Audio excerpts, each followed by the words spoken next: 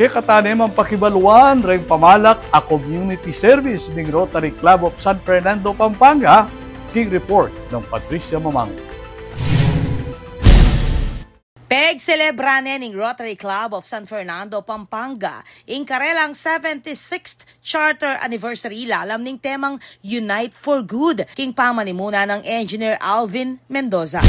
Actually, sineselebrate natin ang 76th year Charter Anniversary ng Rotary Club of San Fernando, Pampanga in 76 years of service above self. Bida king pa magmasusi ing induction dareng bayong miyembro kabilang na dina Jess Mark De Guzman, ing mall manager ning Robinson Star Mills, Pampanga, JP Lazatin, anak ng dating Vice Mayor Jimmy Lazatin, at Ryan Co, anak ng past President Leo Co ning Welcome Hardware.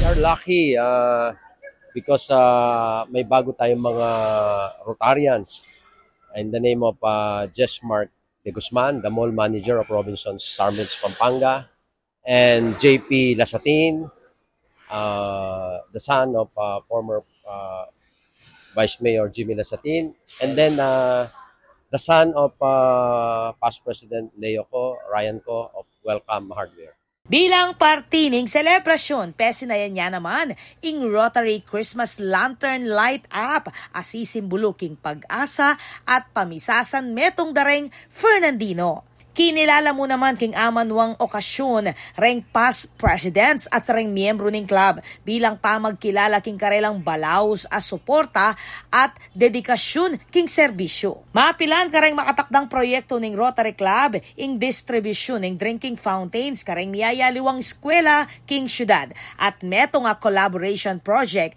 kayabe ing Soroptimis International, Pampanga para king Bureau of Jail Management and Penology.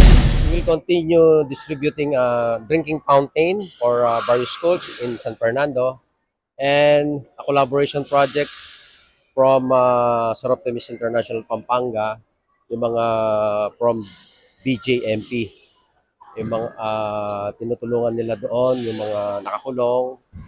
Sila kasi ang SI is helping the women's correctional. Ngayon, as Rotary of Club of San Fernando, dahil all men kami, yung mga men naman ang aming tutulungan.